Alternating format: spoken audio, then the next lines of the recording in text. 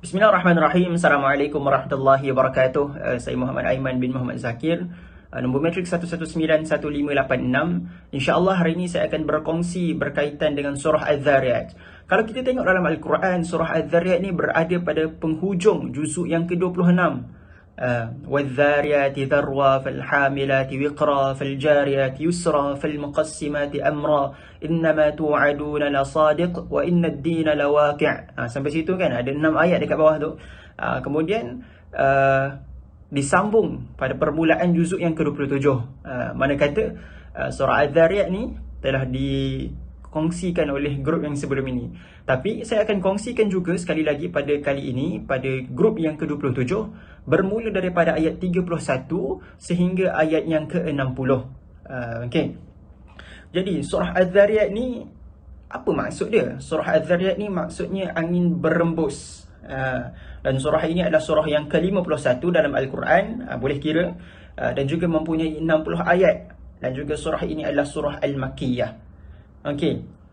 Jadi daripada ayat 31 sehingga ayat 60 ni sebenarnya kita boleh pecahkan kepada 3 segmentasi penceritaan.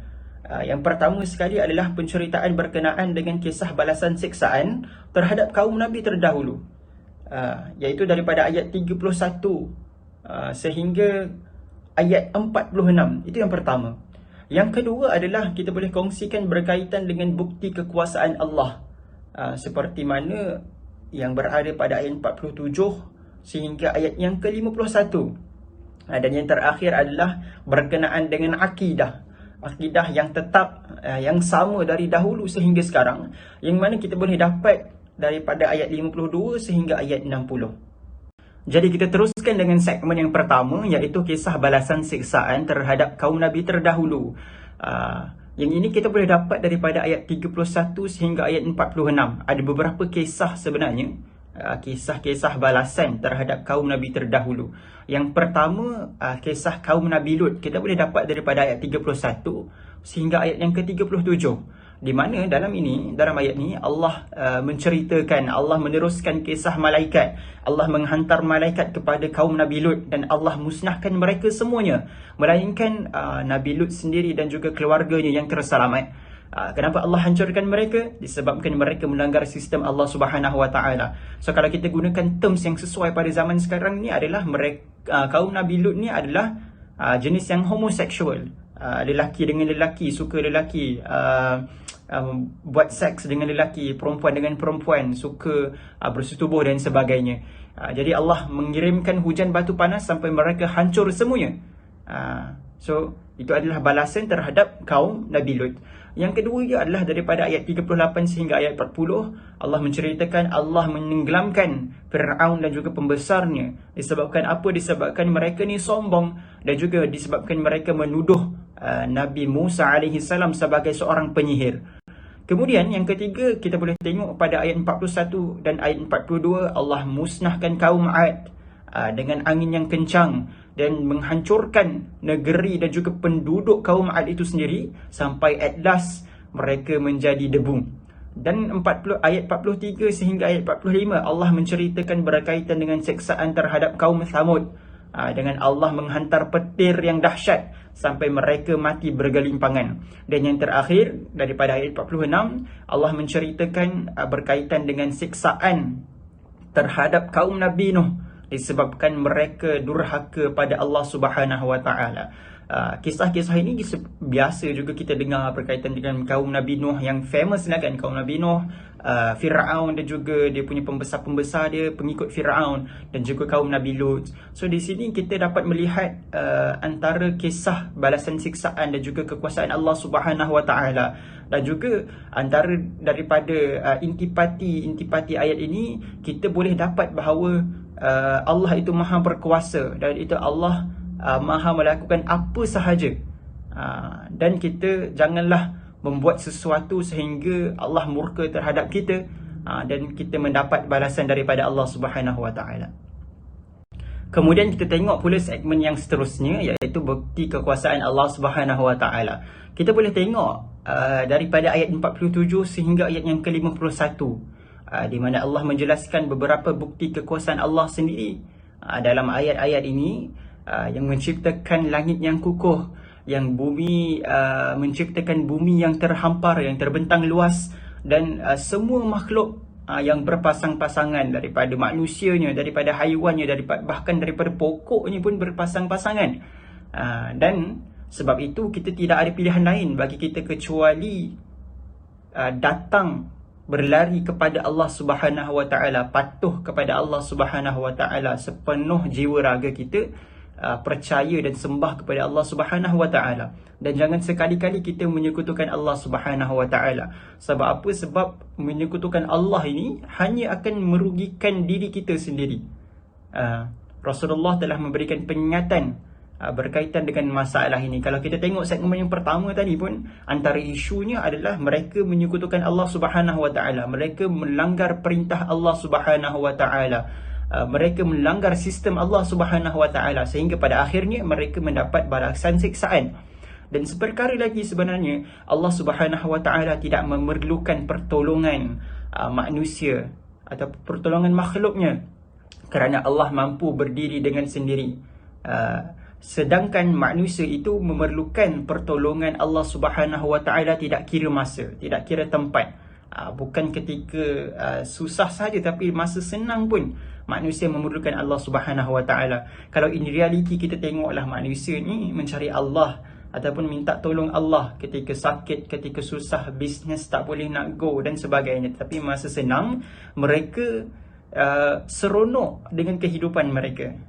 Tapi ada juga orang senang, dia stres nak buat apa dengan duit ni, fikir macam mana nak tambah duit lagi, nampak tak?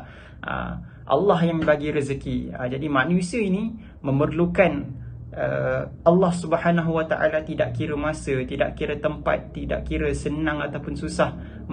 Manusia sentiasa membutuhkan pertolongan dan juga petunjuk daripada Allah Subhanahu Wa Taala.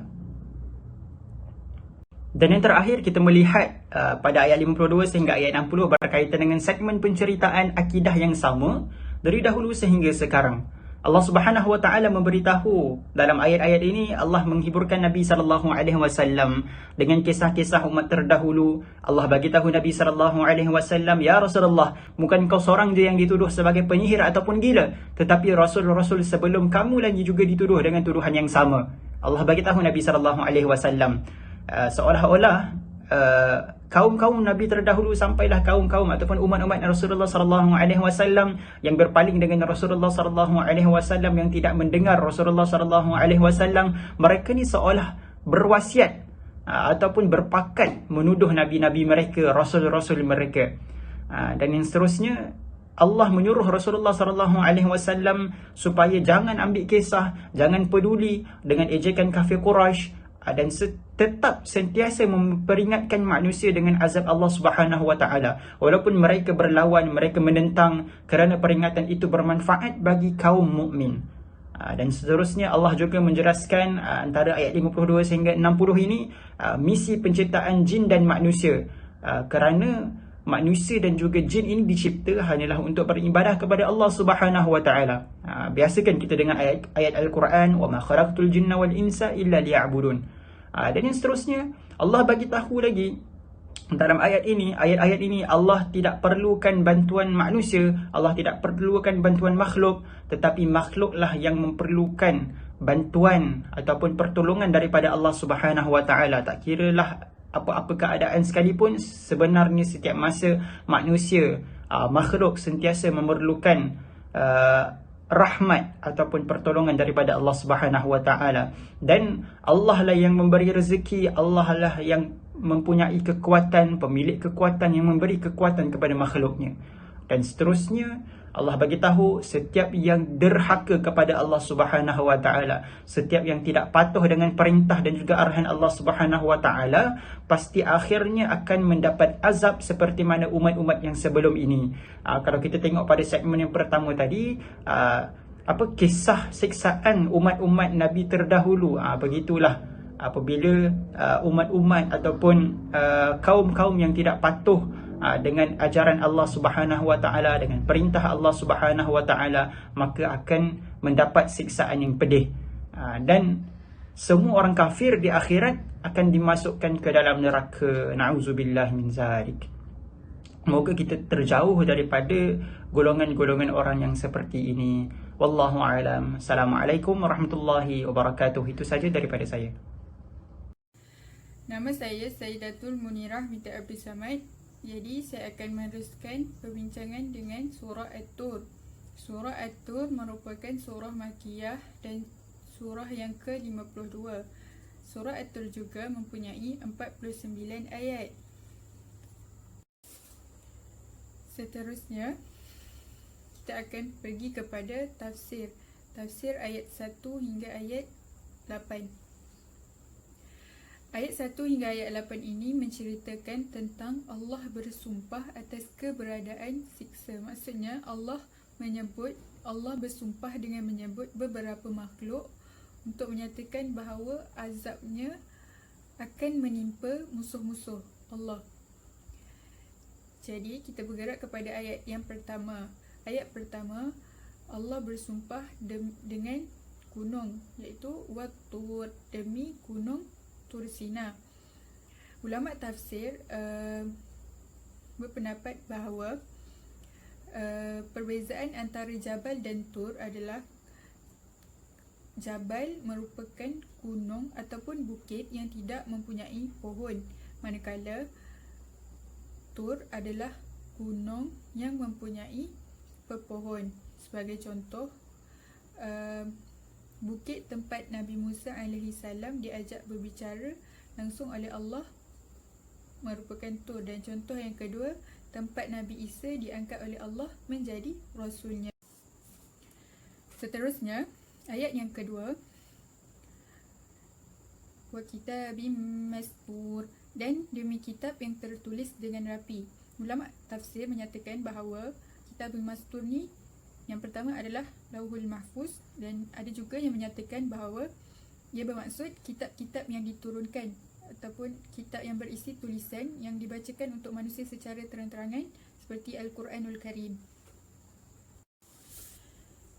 Seterusnya ayat yang keempat, yang mana bermaksud demi Al-Baitul Ma'mur. Dalam As-Sahihain menyatakan Rasulullah SAW bersabda, summa rufi'a bi ila al-baitil ma'mur wa idha huwa yadkhuluhu fi kulli yawmin 70,000 la ya'uduna ilaihi akhir ma alaihim, yang mana bermaksud kemudian aku dinaikkan ke Baitul Ma'mur, dan ternyata Baitul Ma'mur itu setiap harinya dimasuki oleh 70,000 malaikat yang tidak kembali lagi, iaitu ke tempat tersebut pada kesempatan lain hingga yang terakhir dari mereka. Okey, apa itu Baitul Ma'mur? Baitul Ma'mur merupakan Kaabah penduduk langit ketujuh, yang mana buktinya Rasulullah SAW bertemu dengan Nabi Ibrahim di Baitul Ma'mur. Jadi di Baitul Ma'mur, para malaikat selalu melakukan ibadah tawaf sebagaimana penduduk bumi iaitu kita berkeliling di sekitar Kaabah. Baitul Ma'mur terletak lurus di atas Kaabah, dan juga pada tiap-tiap langit terdapat Kaabahnya tersendiri sebagai tempat untuk melakukan ibadah dan solat menghadap ke arah kiblat, menghadap ke arah Kaabah. Kemudian ayat yang kelima, yang mana bermaksud dan demi bumbung yang tinggi. Apa yang dikatakan bumbung yang tinggi? Daripada Sufyan At-Tausari, Syu'bah dan Abu Ahwash meriwayatkan dari Simak dan dari Khalid bin Arah dari Ali berkenaan ayat tersebut membawa maksud langit. Jadi bumbung yang tinggi itu membawa maksud langit, seperti firman Allah Ta'ala dalam surah Al-Anbiya ayat ke-32, yang mana maksudnya, dan kami menjadikan langit itu sebagai atap yang terpelihara, sedangkan mereka berpaling dari segala tanda-tanda kekuasaan Allah yang terdapat padanya. Jadi ulama tafsir kat sini menyatakan bahawa demi bumbung yang tinggi itu merujuk kepada langit. Jadi pada ayat yang ke-6, Allah bersumpah dan demi laut yang penuh tepu dengan kepanasan. Jadi ulama tafsir ada berselisihan pendapat tentang makna al-masjur, iaitu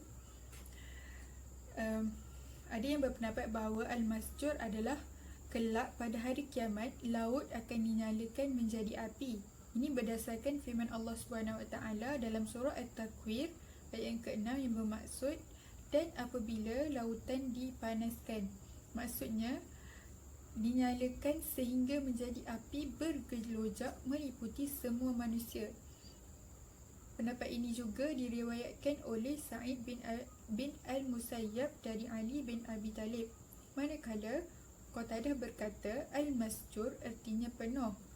Pendapat ini dipilih oleh Ibnu Jarir yang mana bermaksud sekarang lautan tidak menyala, akan tetapi telah penuh. Ayat yang ketujuh, Allah menyatakan dalam firman-Nya yang bermaksud, sesungguhnya azab Tuhanmu tetap berlaku. Ini bermaksud azab itu pasti akan ditimpakan kepada orang-orang kafir. Yang terakhir, ayat yang ke-8, yang mana bermaksud dan tidak seorang pun yang dapat menolaknya. Dalam kata lain, tiada seorang pun yang dapat menolak azab Allah Subhanahu Wa Taala ketika Allah menghendakinya.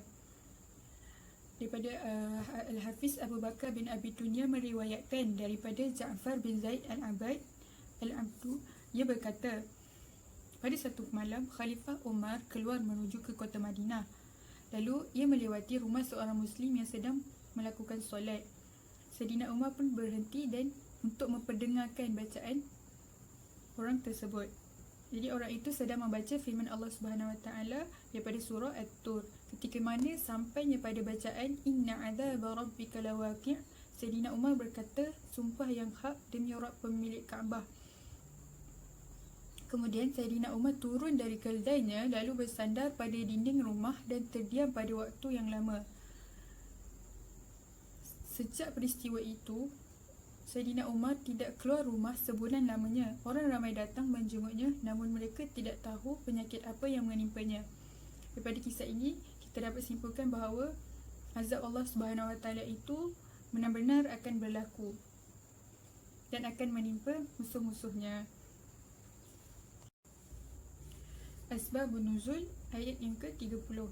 Ayat 30 yang mana bermaksud, bahkan mereka mengatakan, Muhammad itu seorang yang kami tunggu-tunggu saat kebinasaannya. Dalam satu riwayat dikemukakan bahawa kaum Quraisy berkumpul di Darun Nadwah memperbincangkan tentang Nabi Muhammad. Salah seorang daripada mereka berkata, masukkan saja dia ke penjara dengan terikat sehingga ia mati, sebagaimana juga teman-teman yang terdahulu ahli-ahli syair Zuhair dan An-Nabirah, kerana ia sama dengan mereka. Diriwayatkan oleh Ibnu Jarir yang bersumber dari Ibnu Abbas. Jadi dengan peristiwa ini maka turunlah ayat yang ke-30. Sekian daripada saya. Terima kasih.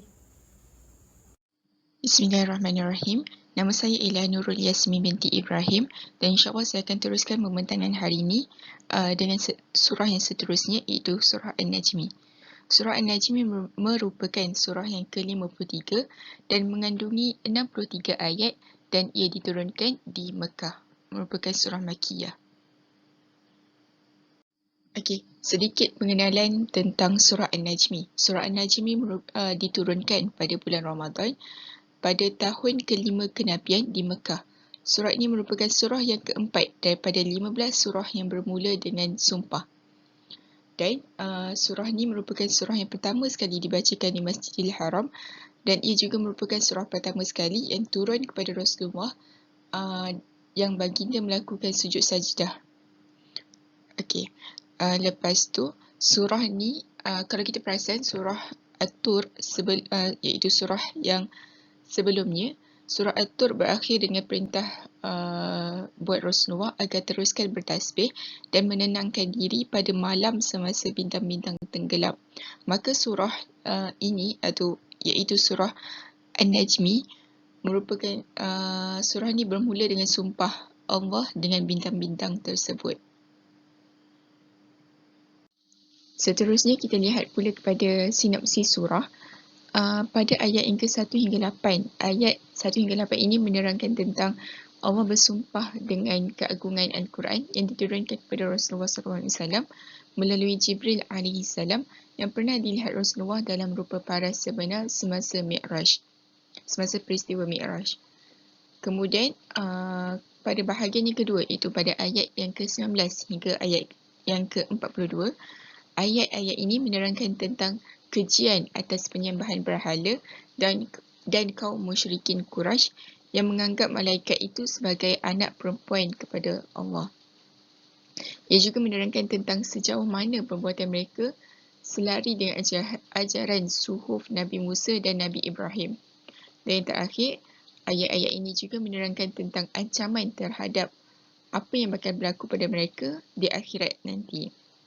Seterusnya pada bahagian yang terakhir, iaitu pada ayat yang ke-43 hingga ayat yang ke-62, ayat ini merupakan ayat-ayat yang Allah bagi pesanan kepada kaum Quraisy supaya kaum tersebut mengenali Tuhan mereka yang sebenar dan melihat apa yang pernah dimusnahkan oleh Allah daripada kaum-kaum terdahulu. Seterusnya kita lihat pula kepada tafsir ayat pilihan. Untuk tafsir saya hanya mengambil ayat pertama hingga ke-6 sahaja, insya-Allah. Pada ayat yang pertama, iaitu wan najmi idza hawa, yang bermaksud demi bintang apabila dia telah terbenam.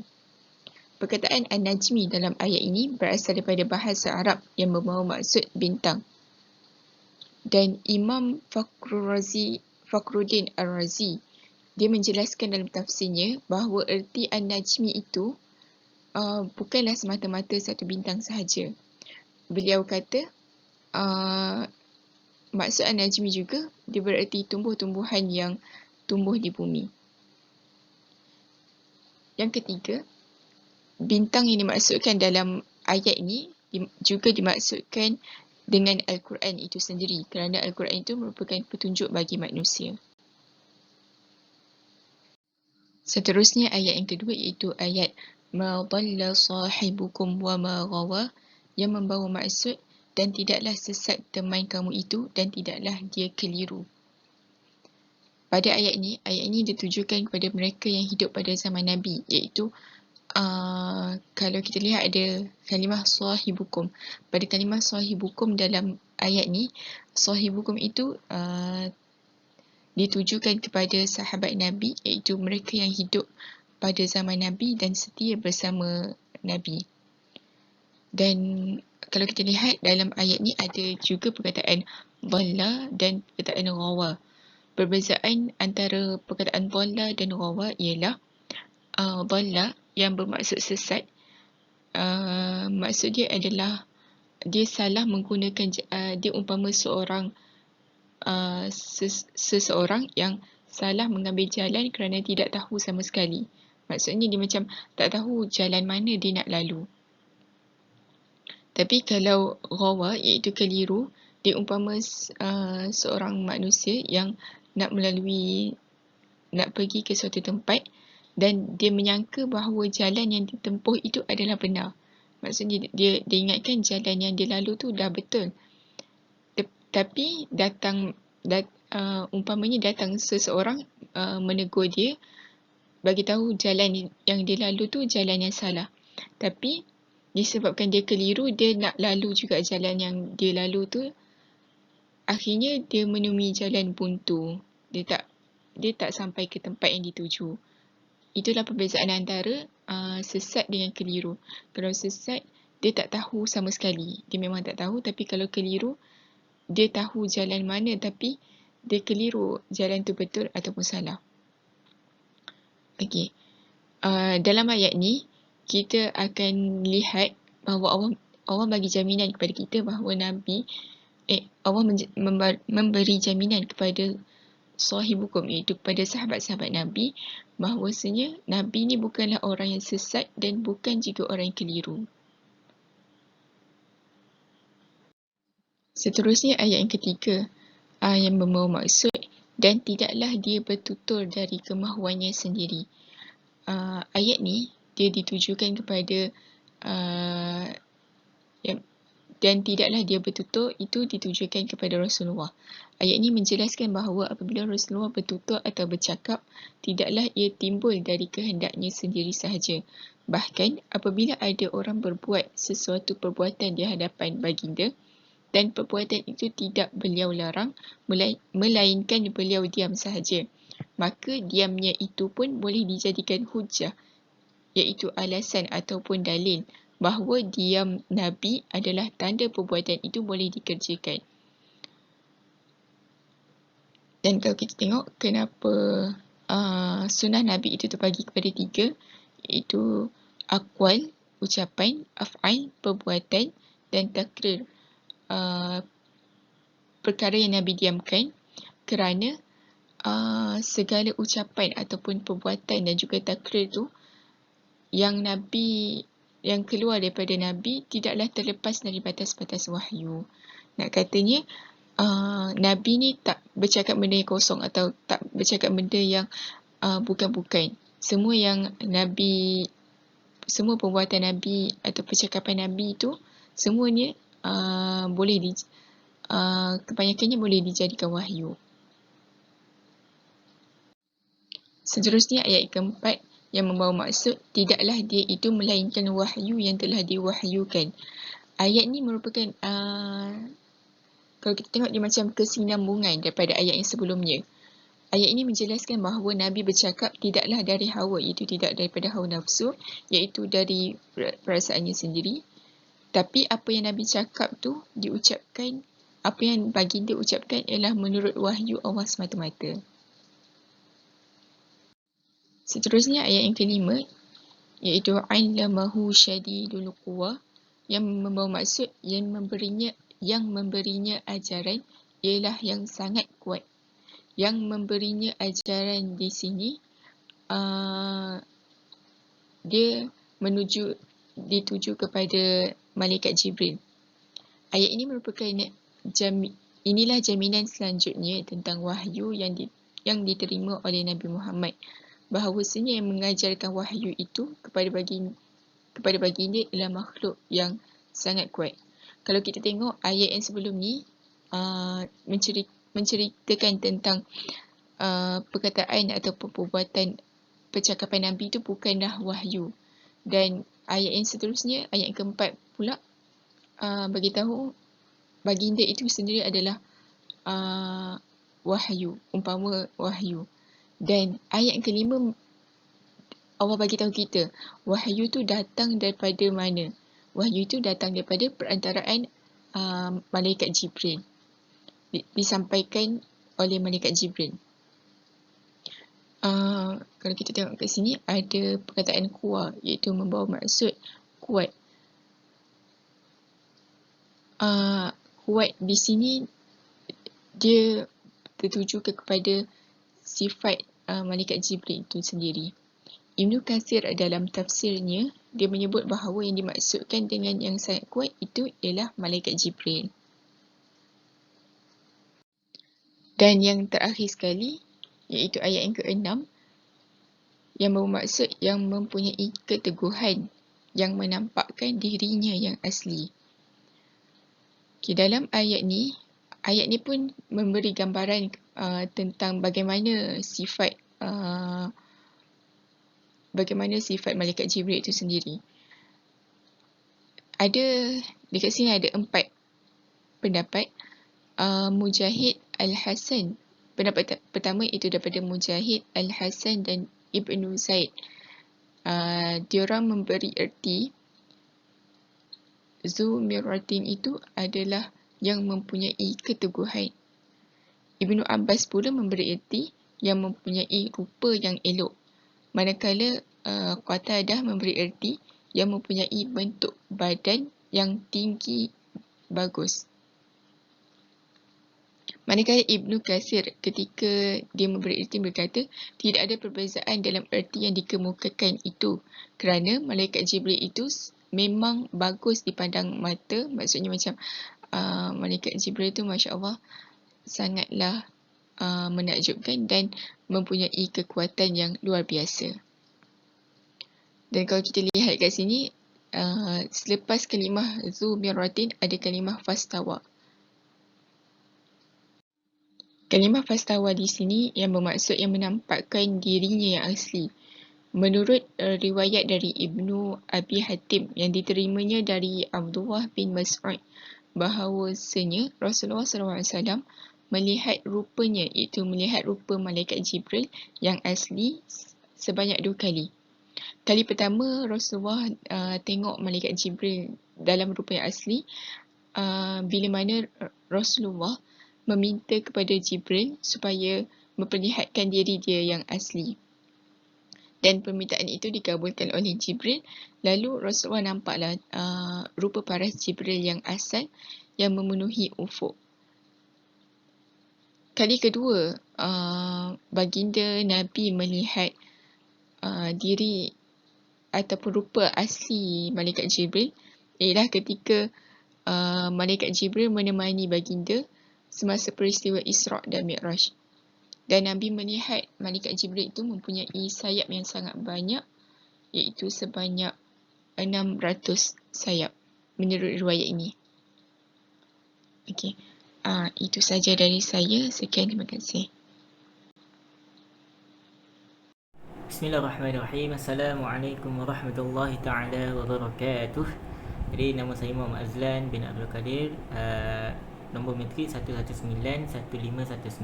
InsyaAllah kita akan pergi kepada surah yang selanjutnya, iaitu surah Al-Qamar yang bermaksud bulan.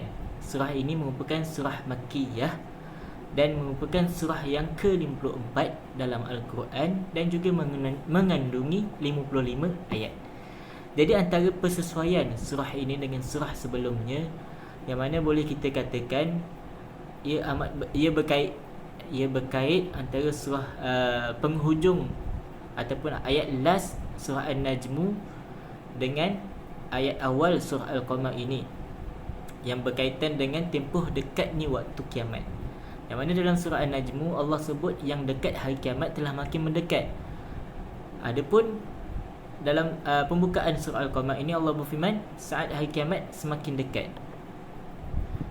Hanya saja dalam surah ini Allah SWT menjelaskan ataupun mendatangkan sebuah bukti dan dalil tentang dekatnya waktu hari kiamat tersebut, iaitu berkaitan dengan peristiwa terbelahnya bulan.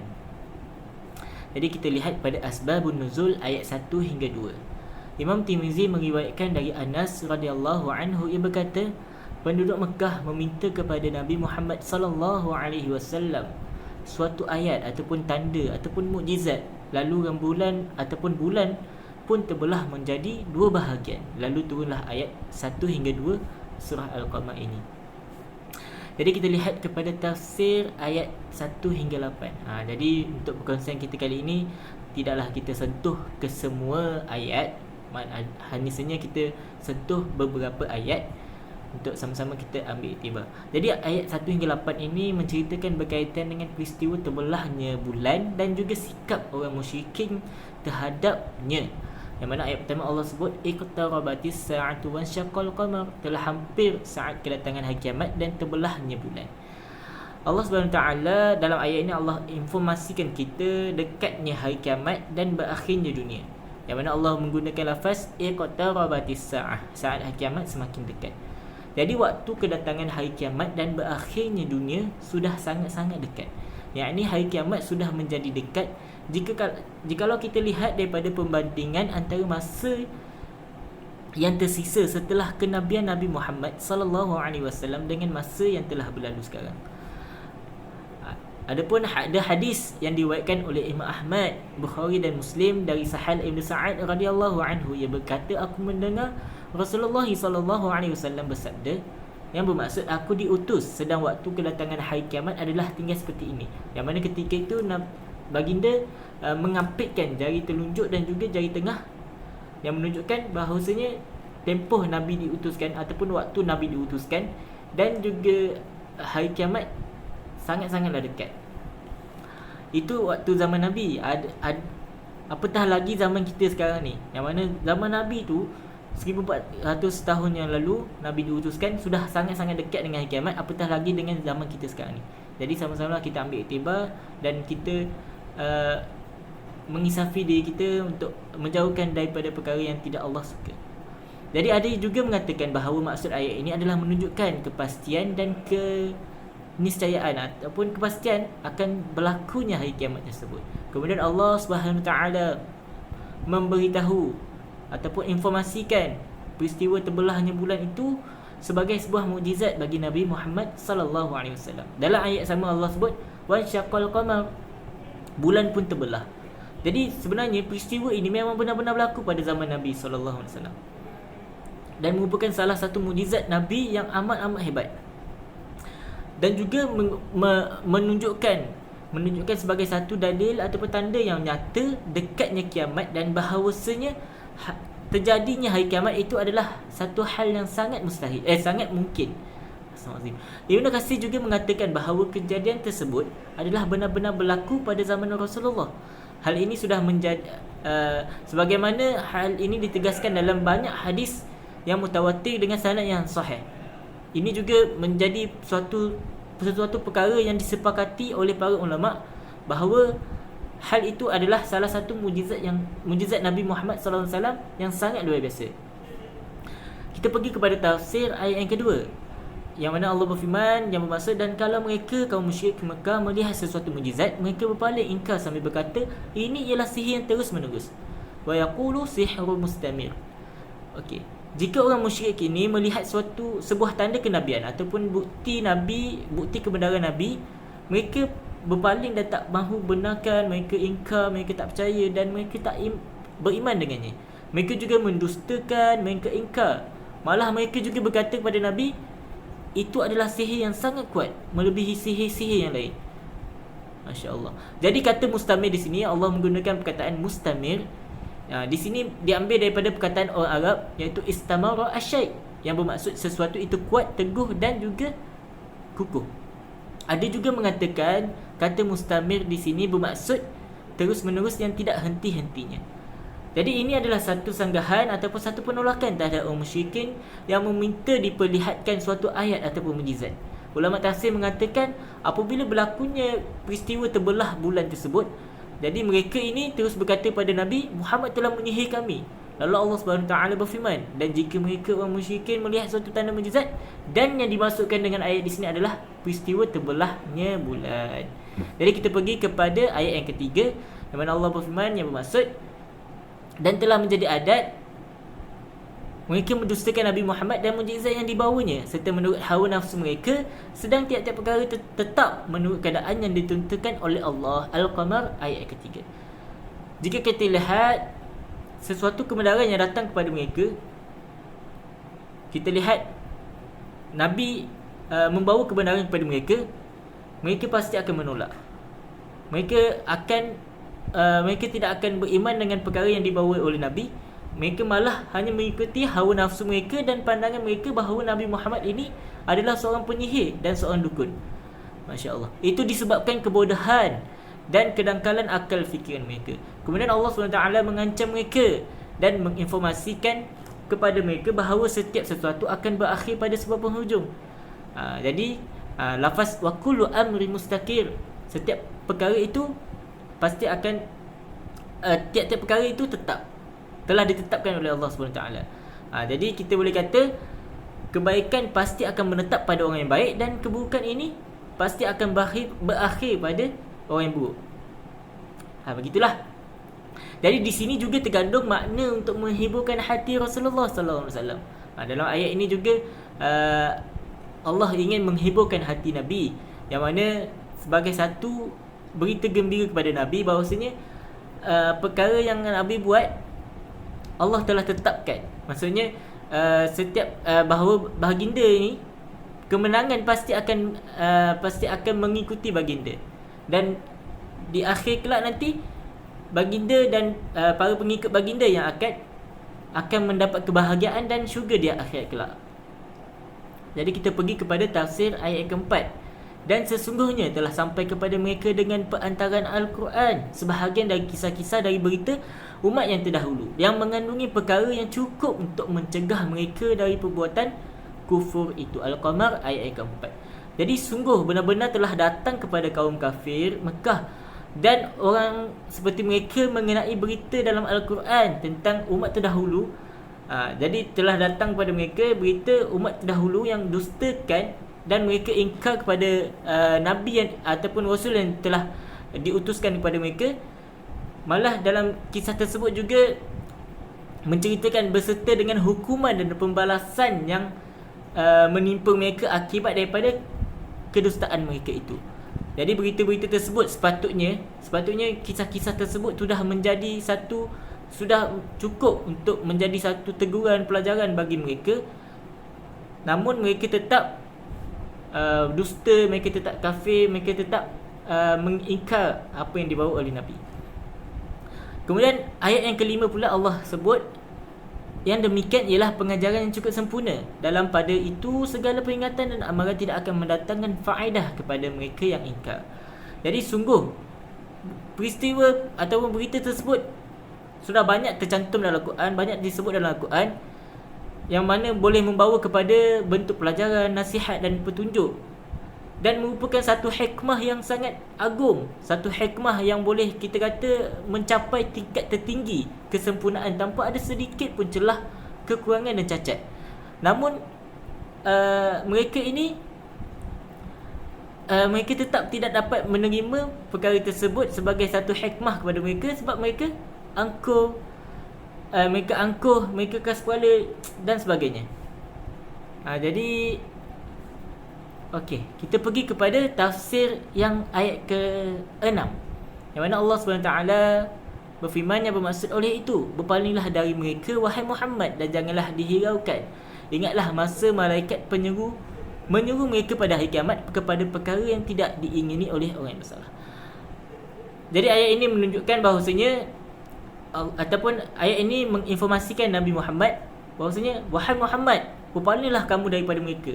Janganlah hiraukan mereka terus, sebab kamu tidak perlu terlalu membebani diri untuk mengajak dan menyuruh mereka ketika mana peringatan itu sudah tidak boleh lagi memberi apa-apa kesan kepada mereka.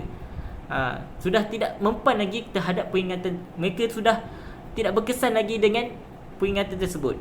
Jadi tunggu sajalah mereka dan ingatlah hari itu di mana malaikat Israfil AS menyuruh kepada sesuatu yang sangat mengerikan, yang diri mereka seolah-olah tidak mempercayainya kerana begitu dahsyatnya sesuatu itu, dan mereka belum pernah sama sekali mengetahui hal yang sedemikian itu.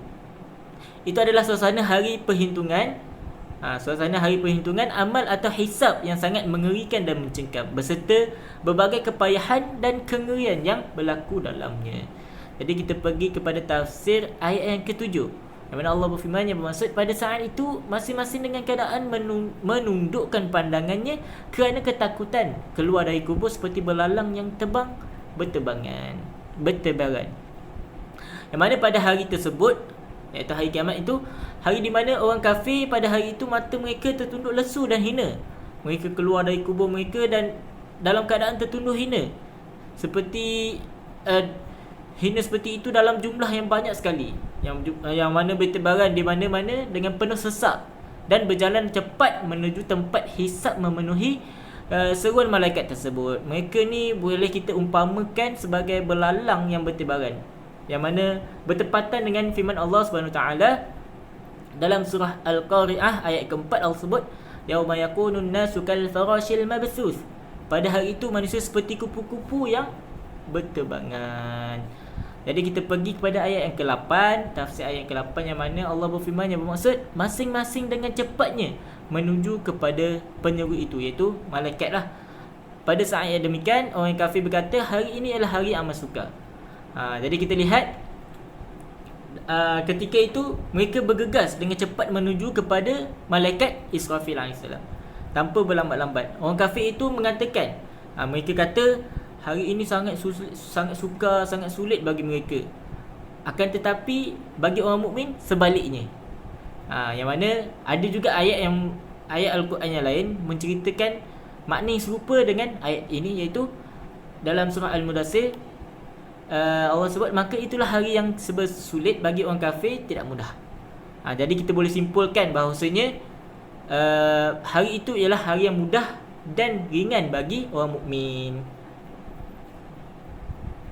Okey, kita pergi pula kepada tafsir ayat 17, 22, 32 dan 40, yang mana ayatnya sama, cumanya berulang-ulang pada 4 tempat, iaitu ayat ke-17, 22, 32 dan 40. Dan sebab apa saya ambil ayat ini? Sebab bertepatanlah dengan kita ni sebagai penghafaz Al-Quran, yang mana ayat ini Allah Subhanahu Wa Taala berfirman, "Wa laqad yassarnal Qur'ana lidzikr fahal min muddakir." Dan demi sesungguhnya kami telah mudahkan Al-Quran untuk menjadi peringatan dan pengajaran, maka adakah sesiapa yang mahu mengambil peringatan dan pelajaran daripadanya? Kita lihat Allah menggunakan lafaz walaqad, iaitu sebagai ta'kid.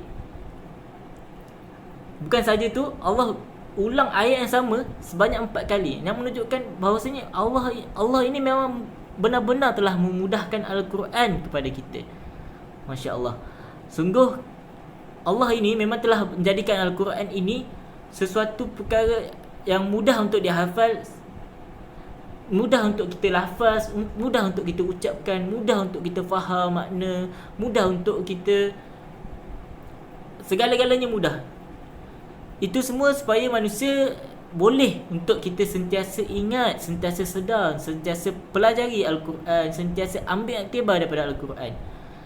Ada juga yang kata, yang lebih tepat lagi, bahawa maksud ayat ini adalah Allah mudahkan Al-Quran untuk pelajaran, renungan dan nasihat, kerana isinya yang penuh dengan nasihat serta keterangan yang jelas, meyakinkan, mencukupi dengan lengkap dan komplit. Ayat ini juga mengandungi satu anjuran dan dorongan untuk mempelajari Al-Quran, untuk kita selalu membaca, untuk kita bersegera membaca, untuk kita bersegera mempelajari Al-Quran, sebagaimana firman Allah Subhanahu Wa Taala dalam surah As-Sad ayat ke-29. Allah sebut, kitab Al-Quran yang kami turunkan kepadamu penuh berkah agar kami menghayati ayat-ayat dan agar orang yang berakal sihat mendapat pelajaran. Yang mana Abdullah Ibnu Abbas radhiyallahu anhu mengatakan, seandainya jikalau bukan kerana Allah SWT yang telah memudahkan Al-Quran bagi lisan manusia, nescaya tidak ada seorang pun makhluk yang mampu membaca dan berbicara dengan firman Allah SWT. Masya Allah. Sahabat-sahabat sekalian, jadi perlulah kita banyak-banyak mengucapkan kalimah syukur, Alhamdulillah, kerana Allah telah mengizinkan, Allah telah memudahkan Al-Quran kepada kita. Jadi janganlah kita ada juga versi tafsir yang mengatakan bahawa maksudnya adalah, sungguh kami benar-benar telah menjadikan Al-Quran mudah untuk diingat dan dihafal, serta memudahkan untuk menghafalnya bagi orang yang ingin menghafalnya. Jadi janganlah kita perlulah selalu bersyukur, kita perlulah selalu mengucapkan Alhamdulillah, sebab Allah ini telah memudahkan Al-Quran sebenarnya. Jadi sebenarnya kita tak perlulah mengatakan Al-Quran ini susah. Hanya saja kita perlu mengubah. Mungkin kalau kita susah untuk menghafaz Al-Quran ini, bukanlah nak kata Al-Quran itu yang susah. Mungkin kita perlu tukar cara kita dan sebagainya lah. Jadi sebab Allah dah sebut dah, Allah memang dah telah mudahkan Al-Quran kepada kita. Jadi kita yang perlu berusaha, kita yang perlu banyakkan doa, kita yang perlu ubah cara kita. Sebab kita perlu yakin bahawasanya apa yang Allah sebut memang benar-benar betul. Okey. Jadi ayat ini juga, walaqad yassarnal Qur'ana lidzikr fahal min muddakir. Kalau kita lihat dalam surah ini, surah Al-Qamar ini, Allah mengisahkan, menceritakan berkaitan dengan 4 kisah kaum terdahulu yang mana mereka ingkar kepada Allah, mereka ingkar pada Nabi, pada Rasul. Dan ayat ini menjadi penutup sebagai kisah-kisah mereka, yang bertujuan untuk mempertegas, mengingatkan, menyedarkan dan sebagai teguran. Jadi saya rasa itu saja daripada saya dan kumpulan kami. Apa yang baik itu datang daripada Allah Subhanahu Wa Taala, yang buruk itu datang daripada kelemahan kami sendiri. Sekian. Assalamualaikum warahmatullahi taala wabarakatuh. Terima kasih kerana menonton.